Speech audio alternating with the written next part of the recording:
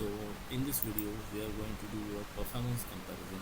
Okay, so the basic performance comparison that we're going to take over here is compare between endl and backslash n.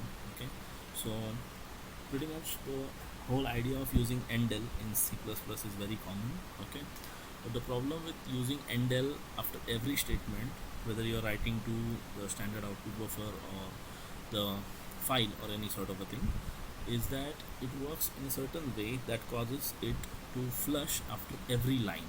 Okay, so there are two different things that happen extra when you use endl. Okay, so one thing is that it will take you to the new line.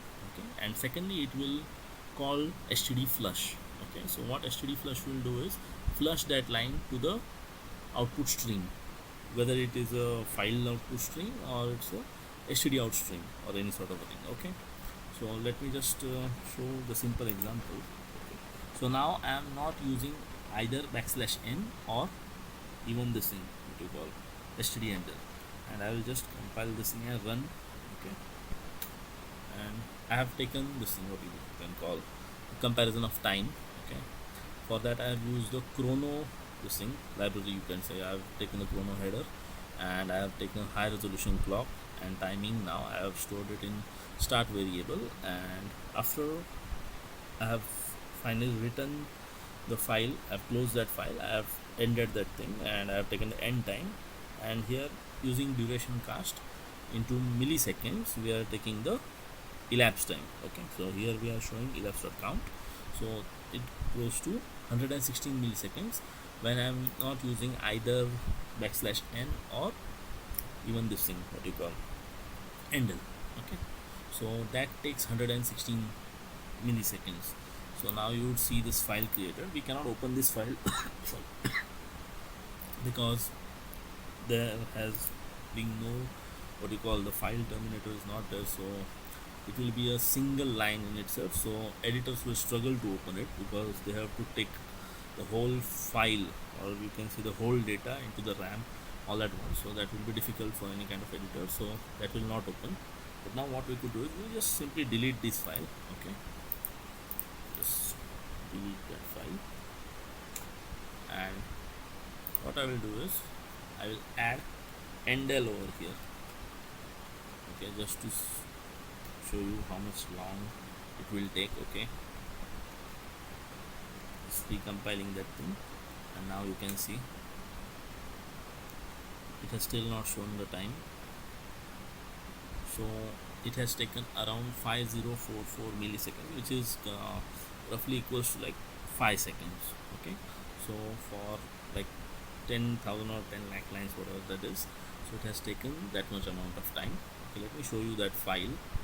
Okay, now we can open that file because the lines have been divided, okay, using backslash n, so that helps. So it has written that file. Okay, I will just delete this file again. Okay, and now this time again what we will do is we will remove this endl and put a backslash n over here instead. Okay, now if we run this thing, I have already compiled. Okay, see, it is taking very less, so like 122 milliseconds the same kind of file will be generated. Okay, and you can see the stark difference that you get. Okay, so it has already written the file 122 in 122 milliseconds. So now imagine the performance hit you would get if you are writing continuously logs or any kind of thing that uses endl every now and then after each statement. Okay, so that is the kind of a performance hit that you would get. So why this performance hit happens is because CPP has designed it in such a way.